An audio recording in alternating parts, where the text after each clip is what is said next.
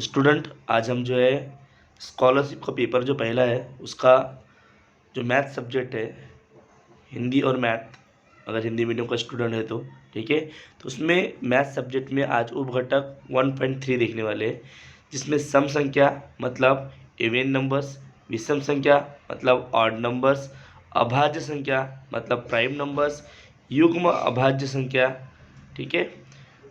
उसके बाद सह अभाज्य संख्या और संयुक्त संख्या, ये सभी संख्या के बारे में देखने वाले हैं, ठीक है। अलग अलग प्रकार की जो संख्याएं होती है, अलग अलग प्रकार के जो नंबर्स होते हैं, उनके बारे में हम लोग देखने वाले हैं।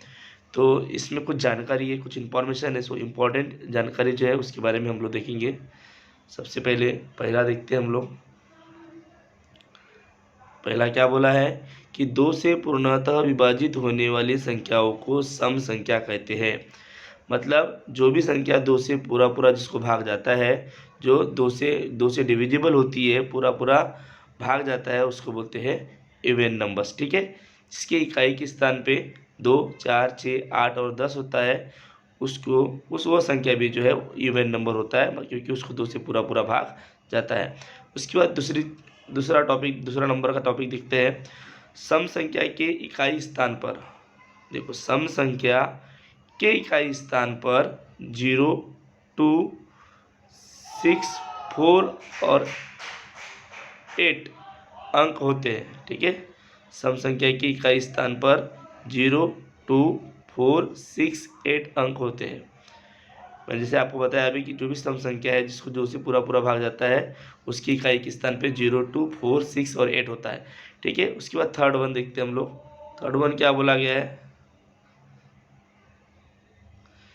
दो से निशेष भाग न जाने वाली संख्याओं को विषम संख्या कहते हैं। जिस संख्या में दो से निशेष भाग नहीं जाता, मतलब पूरा पूरा भाग नहीं जाता, उसको विषम संख्या कहते हैं, मतलब ऑड नंबर्स कहा जाता है।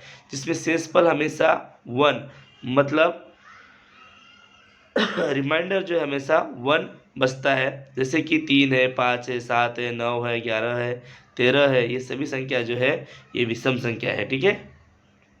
उसके बाद फोर्थ वन देखते हैं। फोर्थ वन क्या है, विषम संख्या में इकाई के स्थान पर, जो भी विषम संख्या है उसकी इकाई के स्थान पर 1, 3, 5, 7, 9 ये डिजिट होते हैं, ठीक है। जिससे हम डिसाइड करते हैं कि ये विषम संख्या है। पांचवा नंबर, जिन संख्याओं के एक और वही संख्या विभाजक होते हैं, जिन संख्याओं को एक से और उसी संख्या से भाग जाता है, या एक और वही संख्या विभाजक होती है, वो उस संख्या को अभाज्य संख्या कहते हैं, जो हमने 5th क्लास में पढ़े थे प्राइम नंबर्स के बारे में, ठीक है। तो जिस संख्या को उसी संख्या से और एक से भाग जाता है, जो एक से और उसी संख्या से डिविजिबल होती है, उसको अभाज्य संख्या मतलब प्राइम नंबर कहते हैं, ठीक है। इस प्रकार से हमने पांचवा नंबर का टॉपिक भी देखे। जैसे कि यहाँ पे एग्जाम्पल दिया है, 2 है, 3 है, 5 है, 7 है, 11 है, 13 है। इन संख्याओं को सिर्फ उस संख्या से और एक से भाग जाता है, इसीलिए इसको अभाज्य संख्या कहते हैं। अब 6 नंबर का क्या बोला है, जिन दो से अधिक विभाजक जिसके होते हैं, जिसके दो से अधिक फैक्टर्स होते हैं, दो से अधिक विभाजक होते हैं, उनको संयुक्त संख्या कहते हैं। संयुक्त संख्या मतलब होता है कंपोजिट नंबर, ठीक है। जो मतलब हम उसको बोल सकते हैं भाज्य संख्या, उसको बोल सकते हैं हम लोग भाज्य संख्याएं भी कहते हैं, ठीक है। संयुक्त संख्या को हम भाज्य संख्या भी कहते हैं। जैसे कि 4 है, 6 है, 8 है, 9 है, 10 है, 12 है, 14 है, 15, इन सभी संख्याओं के दो से अधिक जो फैक्टर्स है, विभाजक है, और इसीलिए हम इसको जो संयुक्त संख्या कहते हैं।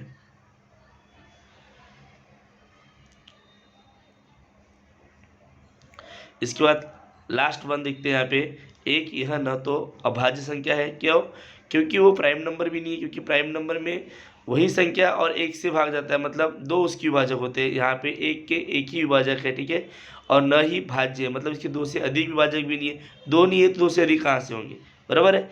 इसका मतलब एक ना तो भाज्य है, ना तो अभाज्य है, ना तो प्राइम नंबर है, ना तो कंपोजिट नंबर है, ठीक है।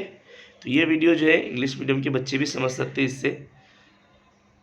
इसके बाद हम लोग नेक्स्ट पेज की ओर चलते हैं, ठीक है। तो यहाँ पे क्या बोला है, 8वें नंबर में, दो यह एकमात्र अभाज्य सम संख्या है, क्यों, क्योंकि दो यह एक अभाज्य सम संख्या इसीलिए है, अभाज्य भी है और सम भी है, ठीक है। बाकी और कोई संख्या ऐसी नहीं है जो अभाज्य भी हो और सम भी हो, पर 2 यह एकमात्र ऐसी संख्या है जो अभाज्य भी है और सम भी है, क्योंकि 2 के 2 फैक्टर्स है, 1 और 2। ऐसे 2 फैक्टर है, 2 से अधिक नहीं है, इसका मतलब वो अभाज्य है, मतलब प्राइम नंबर है। इसके बाद 9 देखते हैं हम लोग, ठीक है। 2 के अंतर वाली अभाज्य संख्याओं की जोड़ियों को अभाज्य युग्म संख्या कहते हैं। क्या बोला है? 3 5, 5 7, 11 13, 29 31, ये 2 का डिफरेंस है ना, बराबर है। 2 3 और 5 में 2 का डिफरेंस है। तो इस प्रकार की जो अभाज्य संख्या होती है, क्योंकि 3 भी अभाज्य है, 5 भी अभाज्य है, क्योंकि इन सभी के 2 ही फैक्टर्स है, एक वो खुद संख्या और एक, ठीक है। तो ऐसी अभाज्य संख्याओं की जो जोड़ियाँ है, ठीक है, जिसमें 2 का अंतर होता है, 3 और 2 में 5 2 का अंतर है, 3 और 5 में 2 का अंतर है, 11 और 13 में 2 का अंतर है, 29 और 31 में 2 का अंतर है। तो इनको क्या बोलते हैं? अभाज्य युग्म संख्या। इसको इंग्लिश में बोलते हैं प्राइम पेयर नंबर, ठीक है। प्राइम नंबर का पेयर होता है, जहाँ पे प्राइम पेयर नंबर्स कहा जाता है इनको, ठीक है। अभाज्य युग्म संख्या है। उसके बाद हम लोग देखते हैं नेक्स्ट वन, मतलब 10 नंबर का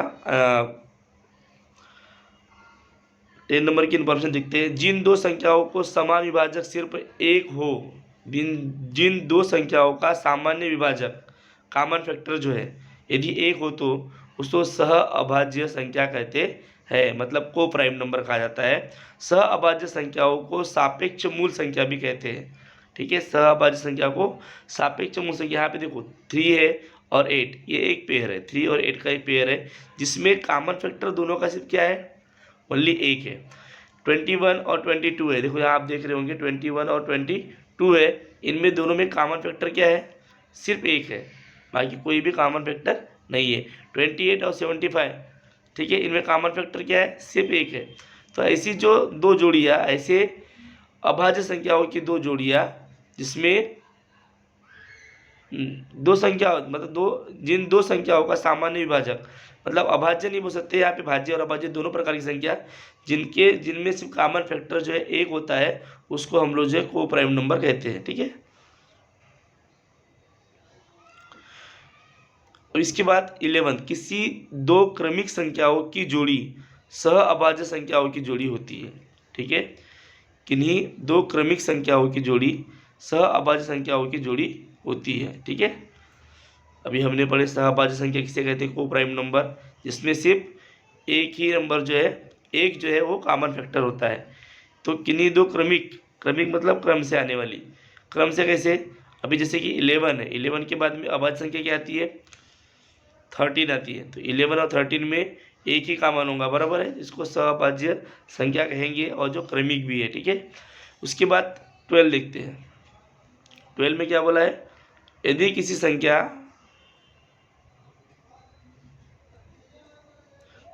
संख्या में 2 सह अभाज्य संख्याओं से भाग जाता हो तो उस संख्या में उनके गुणनफल से भी भाग जाता है। मतलब क्या? जैसे मान लो यदि किसी संख्या में 2 सह अभाज्य, मतलब जैसे कि हमने अभी देखिए को प्राइम नंबर, जिसमें एक ही का फैक्टर जो एक जो है, ये एक कॉमन फैक्टर होता है, एक ही कॉमन फैक्टर होता है। बट कुछ नंबर्स ऐसे होते हैं जिनमें 2 से अधिक या 2 जो है, किसी संख्या में 2 सह अभाज्य, 2 से अधिक जो है फैक्टर या 2 फैक्टर जो है वो क्या होते हैं? कॉमन होते हैं। यहाँ पे यही बोला, यदि किसी संख्या में 2 सह अभाज्य संख्याओं से भाग जाता हो तो उस संख्याओं में उनके गुणनफल से भी भाग जाता है। मतलब उनका जो, अगर आप गुणनफल निकालोगे, उसको मल्टीप्लाई करोगे, जो भी सहअभाज्य संख्या आएगी, ठीक है, उससे अगर आप मल्टीप्लाई करोगे, जो कॉमन फैक्टर निकलेंगे उनको मल्टीप्लाई करोगे, तो उससे भी उन दोनों को भाग जाएगा, ये बोला गया है। इसके बाद है 13, दी गई संख्या के दाएं बाएं आगे पीछे वाली संख्या प्राप्त करने के लिए निम्नलिखित सूत्र का उपयोग करना चाहिए। अब कैसे सूत्र का उपयोग करना चाहिए बताया गया, जैसे कि 235 के आगे वाली 15वीं सम संख्या कौन सी है? यहाँ प्रश्न पूछा है कि 235 के आगे वाली, अब मुझे पता है 235 के बाद 236, उसमें अगर एक मिला दूँ तो ये जो है 236 जो है ये पहली सम संख्या हो जाएगी। अब उसके बाद और कितनी बच गई? 14।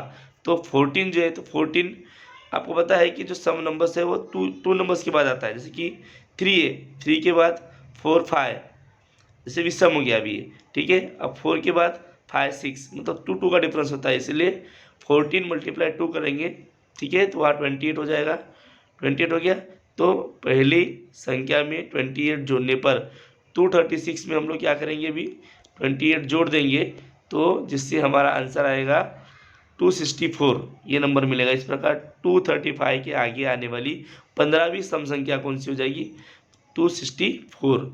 पीछे की संख्या निकालने के लिए घटाना पड़ेगा, ठीक है। तो इसके बहुत से एग्जाम्पल्स हम लोग देखने वाले हैं, जिससे आपको बड़े आसानी से समझ में आएगा। अब नमूना प्रश्न देखते हैं, ठीक है। तो पहला प्रश्न है, सबसे पहले प्रश्न की ओर जाते हैं हम लोग, ठीक है। पहला प्रश्न क्या है, 2,37,390 संख्या को निम्नलिखित संख्या में से किन किन संख्याओं से निशेष भाग नहीं जाता है, ठीक है। अब यहाँ पे इसके अब डिविजिबिलिटी को आपको याद करना है। देखोगे आप डिविजिबिलिटी तो क्या है, इसकी इकाई के स्थान पे 0 है, इसका मतलब इसको 5 से भी भाग जाता है, इसको 5 से भाग जाता है, इसके बाद इसको 10 से भी भाग जाएगा, ठीक है, इसको 2 से भी भाग जाएगा, ठीक है। तो यहाँ पर हम देखते हैं कि दी गई स्पष्टीकरण में दिया हुआ है कि दी गई संख्या सम है क्योंकि इसकी इकाई के स्थान पे 0 है, इसका मतलब सम है, और इकाई के स्थान पर 0 है, इसीलिए 2 और 5 से निशेष भाग जाता है। मैंने आपको पहले ही बोला 2 और 5 से निशेष भाग जाता है। संख्या के सभी अंकों का योगफल अगर करते हैं तो उससे हमको पता चलेगा इसको 3 से भाग जाता है कि नहीं, 6 से भाग जाता है कि नहीं, ठीक है। तो यहाँ पे 3 ऑप्शन में दिया हुआ है, इसीलिए हम 3 का देखना पड़ेगा। अब इन सबको जोड़ते हैं तो 24 होता है। 24 मतलब 3 6 जा 3 8 जा 24, मतलब 3 से भी इस नंबर को पूरा भाग जाएगा। इसका मतलब 2 से भी जा रहा है, 2 और 7 सिर्फ 3 से, तो सिर्फ 3 से भाग जा रहा है कि नहीं, 2 से भी जा रहा है। 5 और 3 से जा रहा है, तो सिर्फ 7 से। तो क्या बोला, ये निशेष भाग किससे नहीं जाता, सिर्फ 7 एक ऐसा नंबर है जिससे निशेष भाग नहीं जाता, बाकी 2 से भी जाता है, 3 से भी जाता है, 5 से भी जाता है, ठीक है। तो आपका अपना आंसर आएगा 4। तो 4 नंबर के जो है सर्कल को आपको क्या करना है, भरना है। क्वेश्चन नंबर दूसरा, निम्नलिखित संख्या में अभाज्य युग्म की जोड़ी कौन सी होनी है। अभाज्य युग्म, ठीक है, मैंने आपको बताया था कि अभाज्य युग्म मतलब क्या होता है। देखो आपको दिखा देता हूँ कि अभाज्य युग्म मतलब क्या। अभाज्य युग्म संख्या किसे कहते हैं, जैसे कि 2 के अंतर वाली संख्या जो होती है 3 और 5 ही अभाज्य युग्म संख्या है, ठीक है। तो अभी आपको इसमें आसानी समझ में आएगा। निम्न की संख्या में अभाज्य युग्म की जोड़ी कौन सी नहीं है, तो 197, 98, 99, 199 मतलब ये अभाज्य युग्म है। 11 13 ये भी अभाज्य युग्म है। 3 5 ये भी अभाज्य युग्म है। पर 599, तो 599 के बाद में क्या हुआ, 601 आना चाहिए था।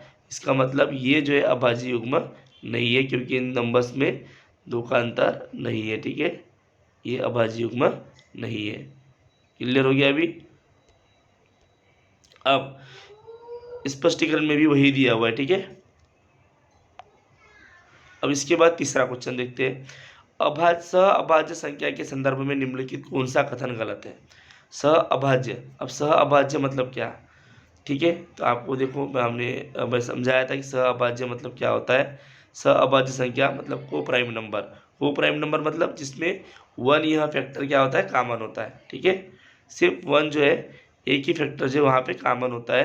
तो अभाज्य संख्या के संदर्भ में निम्नलिखित कौन सा कथन गलत है। पहला कथन क्या बोला गया, देखो सबसे पहले देखते हैं पहला कथन क्या बोला है। किन्हीं 2 क्रमिक संख्याओं की जोड़ी अभाज्य संख्याओं की जोड़ी है।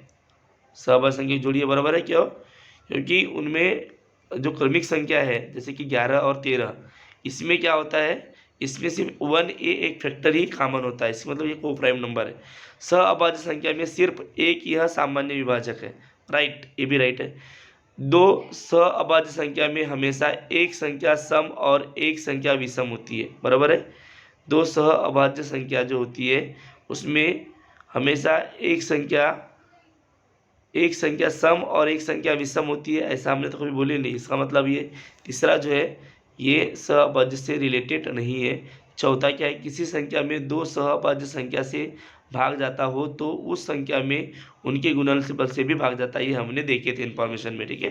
इसका मतलब थर्ड वन जो है इज रॉन्ग, क्योंकि जो 2 अभाज्य संख्या जो होती है उसमें एक सम और एक विषम, ये कोई इम्पोर्टेंट नहीं है, होती ही है ऐसा नहीं है, ठीक है। वो विषम विषम भी हो सकती है, ठीक है। इसके बाद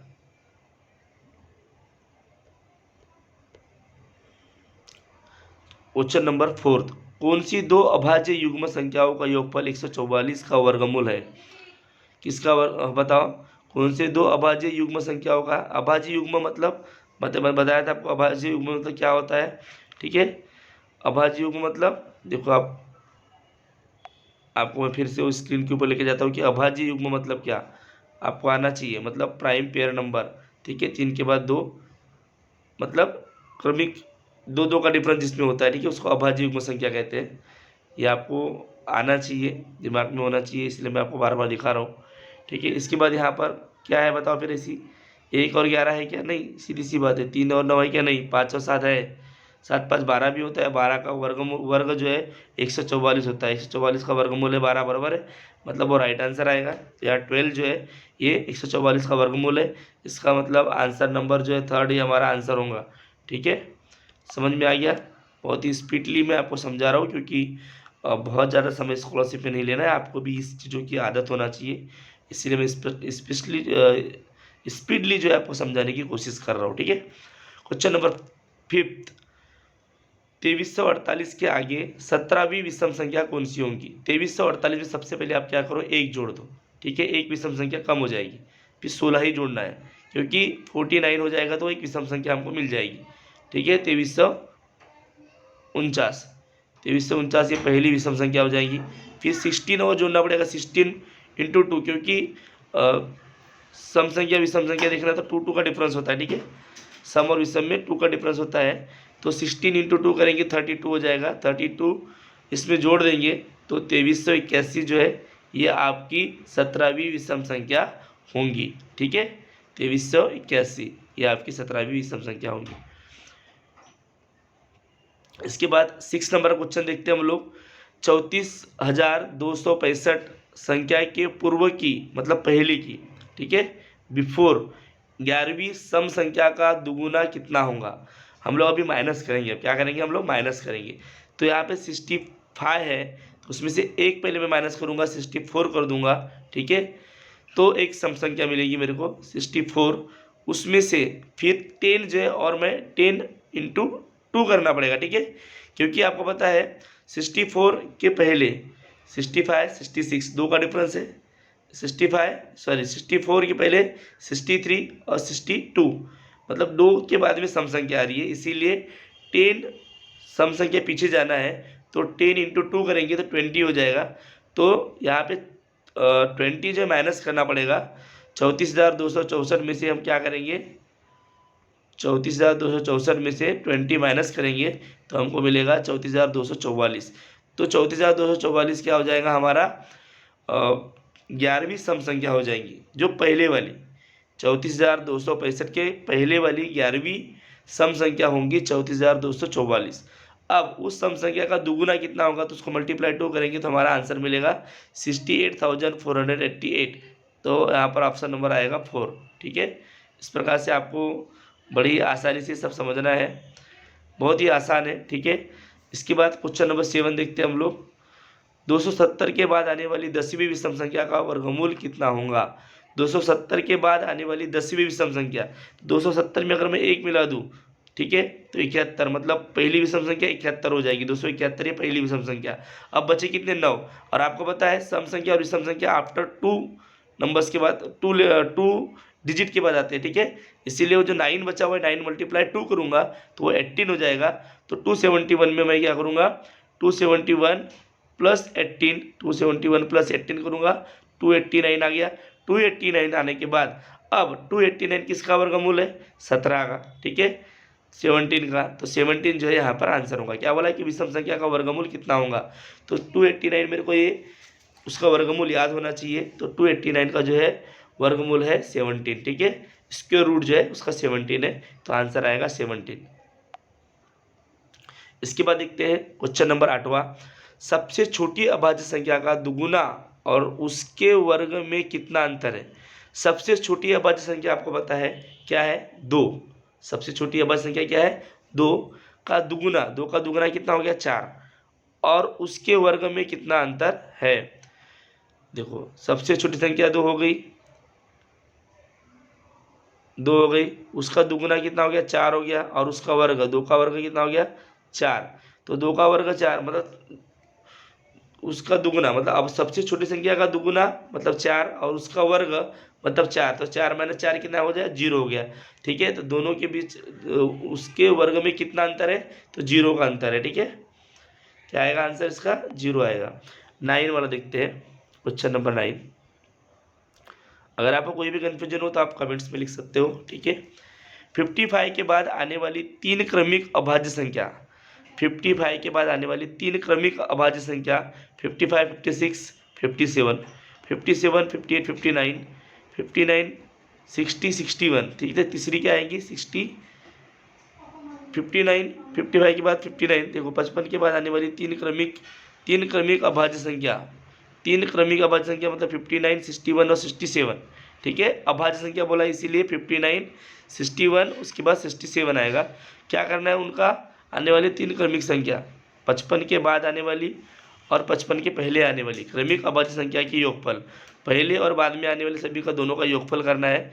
तो पहले आने वाली संख्या बाद में आने वाली संख्या का योगफल कितना हो रहा है 187, और पहले आने वाली संख्याओं का क्या योगफल हो रहा है 143। दोनों को जोड़ोगे तो आप 330 होता है। ठीक है, 330 जो होता है तो उसमें क्या बोला है 55 घटाने पर शेषफल कितना होगा। ठीक है, जो भी योगफल आएगा उसमें से 55 माइनस करेंगे तो शेषफल कितना होगा 275। ठीक है, बहुत ही आसान क्वेश्चन था। क्वेश्चन नंबर 10 देखते हैं। 2 अंकों की सबसे छोटी अभाज्य संख्या, 2 अंक की सबसे छोटी अभाज्य संख्या कौन सी है, कोई बता सकता है 11। क्या है 11, जो 2 अंकों की सबसे छोटी अभाज्य संख्या है। और 1 अंक की सबसे छोटी अभाज्य संख्या आपको, और 3 अंकों की सबसे बड़ी अभाज्य संख्या क्या हो जाएगा 997। ठीक है, बड़ी अभाज्य संख्या का अंतर कितना होगा, दोनों को हम लोग क्या करेंगे अभी माइनस कर देंगे। 997 माइनस 11 करेंगे तो 986 आएगा। तो आपका ऑप्शन नंबर जो 4 है वो आपका आंसर है 986। उसके बाद 11 क्वेश्चन, निम्नलिखित में से गलत कथन चुनिए। पहला, 2 सम संख्याओं का योगफल सम संख्या होता है। एक छोटा सा एग्जाम्पल लेता हूँ मैं। ठीक है, 2 सम मतलब 4 और 2 का, 4 और 2 अगर मिलाओगे तो 6 होगा, मतलब 2 सम संख्याओं का योगफल सम संख्या होता है। राइट है, इसका पहला जो है आपका राइट है। दूसरा, 2 अंक वाली 2 अभाज्य संख्याओं का योगफल सम संख्या होता है। जैसे मान लो एग्जाम्पल लेते हैं 11 और 13, ये दोनों अभाज्य संख्या है। 11 और 13 कितना होगा, 11 दूनी 22, 23 24 सम संख्या हो रहा है। ठीक है, इसके बाद मतलब ये भी राइट है, ये भी राइट है। उसके बाद 2 विषम संख्याओं का योगफल सम संख्या होता है, 3 और 5 8, ये भी राइट है, ये भी राइट है। क्योंकि 2 विषम संख्या मान लो मैंने लिया 3 और 5, या 5 और 7 ले लो, 5 7 12 होता है। 7 और 9 ले लो, 9 और 7 कितना हो जाएगा 16 हो जाएगा, वो भी सम संख्या है। मतलब 2 विषम संख्या अगर आप मिलाते हो तो आपको आंसर सम संख्या मिलता है। उसके बाद चौथा क्या बोला है, 2 अभाज्य संख्या का योगफल अभाज्य संख्या होता है। अब अभाज्य संख्या 3 भी है और 2 भी है, 3 और 2 5, यहाँ अभाज्य हो रहा है। पर 2 अभाज्य संख्याओं का योगफल अभाज्य संख्या होती है। तो जैसे कि 3 और 5 ले लो तो 8 हो रहा है, तो वो अभाज्य संख्या है क्या, नहीं है। इसका मतलब क्वेश्चन नंबर जो यहाँ पर ऑप्शन नंबर 4 जो ये रॉन्ग है। ठीक है, ये रॉन्ग है। इसके बाद देखते हैं 12 नंबर का। ठीक है, 3475 के बाद आने वाली पाँचवीं सम संख्या, पाँचवीं सम संख्या मतलब 3475 प्लस 1 कर देंगे तो 76 जो होगा पहली सम संख्या हो जाएगी। तो 3476 पहली सम संख्या प्लस 4 बच गया, 4 इंटू 2 करना पड़ेगा। राइट, क्योंकि 2 के बाद 2 संख्या के बाद में एक सम संख्या या विषम संख्या आती है, तो 4 इंटू 2 करेंगे तो हो जाएगा 8। ठीक है, तो इसमें आएगा आपकी जो नेक्स्ट संख्या होगी पाँचवीं सम संख्या, वो होंगी 3484, 3484 जैसे कि यहाँ एक्सप्लेन किया हुआ है। ठीक है, पाँचवीं सम संख्या क्या हो जाएगी 3484। उसके बाद क्या बोला है आठवीं सम संख्या, आठवीं क्या हो जाएगी फिर, आठवीं के लिए भी क्या करना पड़ेगा आपको, यहाँ पे 3475 प्लस 1 करेंगे और प्लस 7 इंटू 2 करेंगे तो ऐसी जो है आठवीं मिलेगी 3490। ठीक है, दोनों मिल गए। अब क्या बोला है, प्राप्त होने के सैकड़े और दहाई के स्थान पर आने वाले अंकों के स्थानीय मान में कितना अंतर है। सैकड़ा और दहाई के स्थान पे योगफल से प्राप्त, दोनों को जोड़ना पड़ेगा क्योंकि दोनों का योगफल करने बोला है, दोनों का योगफल जो कर लिया तो 6974 ही हमको आंसर मिल रहा है। उसके सैकड़े के स्थान का अंक जो है 9 है और उसका स्थानीय मान 900 है, ठीक है, 9 है तो 900 हो गया। और यहाँ पे दहाई के स्थान पे क्या है, 7 है मतलब 70 हो गया। तो 900 और 70 का क्या बोला है, आने वाले स्थानीय मान में कितना अंतर है, मतलब दोनों को माइनस करना पड़ेगा। 900 माइनस 70 करूँगा तो यहाँ पे आ जाएगा 830, ठीक है। इस प्रकार से आपको आंसर निकालना है। उसके बाद है 14, एक अंक की सबसे छोटी अभाज्य संख्या जो है 2 और एक अंक की सबसे छोटी भाज्य संख्या क्या है, 2 ही है कि 4 है, के गुणनफल से प्राप्त संख्या का वर्ग कितना होगा। एक अंक की सबसे छोटी अभाज्य संख्या आप सभी को पता है ये 2 है। एक अंक की सबसे छोटी भाज्य संख्या ये जो है क्या है, 4 है। भाज्य संख्या इसलिए क्योंकि अभाज्य संख्या 2 जो है ये भाज्य संख्या नहीं है, क्योंकि अभाज्य संख्या किसे बोलते हैं हम लोग, जिसके 2 से अधिक फैक्टर्स हो, ठीक है, उसको हम लोग भाज्य संख्या बोलेंगे। तो क्या बोला है, सबसे छोटी अभाज्य संख्या 2 है और एक अंक की सबसे छोटी भाज्य संख्या जो है 4 है। तो 2 का गुणनफल मतलब गुना से प्राप्त संख्या का वर्ग, दोनों का गुना करोगे 4 दूनी 8 और 8 का वर्ग क्या हो गया, 8 8 64, तो 64 आपका आंसर होगा, ठीक है। 15 नंबर का क्वेश्चन देखते हैं, बहुत फास्ट जा रहा हूँ मैं। 70 से 80 तक की अभाज्य संख्याओं के योगफल और 40 से 50 तक की अभाज्य संख्याओं के योगफल में कितना अंतर है, दोनों का योगफल निकालना पड़ेगा। 70 से 80 में अभाज्य संख्या कौन कौन सी है, 71, 73 और 79, तीनों का अगर योगफल करते हैं 223 होता है। उसके बाद 40 से लेके 40 से लेके 50 के बीच में जो है अभाज्य संख्या कितनी है टोटल, 41, 43 और 47, ठीक है। इसका योग होता है 134, इन दोनों में डिफरेंस है 89 का, ठीक है। तो ये आपका आंसर आएगा ऑप्शन नंबर 4 नंबर का जो ऑप्शन है आपका ये राइट आंसर है, ठीक है।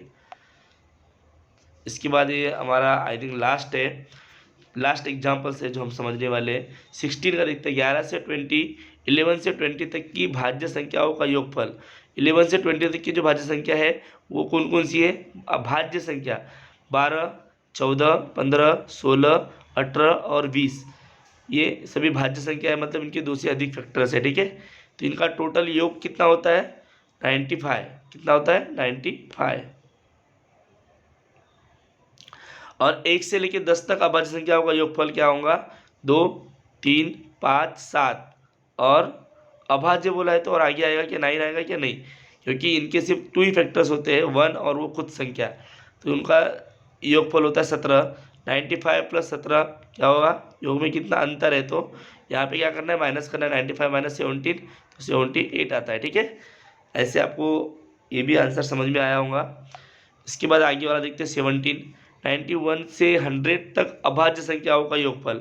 अभाज्य मतलब आपको बार बार बता रहा हूँ मैं, प्राइम नंबर जिसको सिर्फ और सिर्फ उसी संख्या से और 1 से भाग जाता है, वो सिर्फ और सिर्फ 1 से और सिर्फ अपने आप से डिविजिबल होती है, उसको बोलते हैं अभाज्य संख्या। और भाज्य संख्याओं के योगफल में कितना अंतर है, सबसे पहले हम लोग अभाज्य संख्या निकालेंगे। 91 जो है से लेके तो 100 तक, तो 91 से 100 तक के सिर्फ जो है एक ही अभाज्य संख्या है वो है 97, बाकी सभी के 2 से अधिक फैक्टर्स है, ठीक है। पर 97 एक ऐसा नंबर है जिसके 2 से अधिक फैक्टर नहीं है, सिर्फ 1 और 97 ये खुद ही ये 2 ही फैक्टर्स है उसके, इसलिए वो प्राइम नंबर है। उसके बाद संयुक्त संख्याओं का योगफल मतलब भाज्य संख्याओं का बोल सकते हैं योगफल, भाज्य मतलब कंपोजिट नंबर, ठीक है। तो वो सभी आ जाएंगे 91, 92, 93, 94, 95, 96, 98, 99 और 100, इन सभी का योगफल हो रहा है 858 माइनस 97 करेंगे तो 761 जो है आपका आंसर आएगा। 761 मतलब 4th नंबर का आपका आंसर होगा। इस प्रकार से ये जो है सभी प्रश्नों का आपको हल करना है, पर ध्यानपूर्वक करना है। ये आपको अच्छे से पता होना चाहिए कि प्राइम नंबर किसे बोलते हैं, को प्राइम नंबर किसे बोलते हैं, कंपोजिट नंबर किसे बोलते हैं, ये सभी कंसेप्ट आपकी क्लियर होना चाहिए। अगर वीडियो को आप बार बार देखोगे 2 से 3 बार या 2 बार भी आप अगर आप देखते हो ध्यान से, तो आपको सभी कंसेप्ट आपकी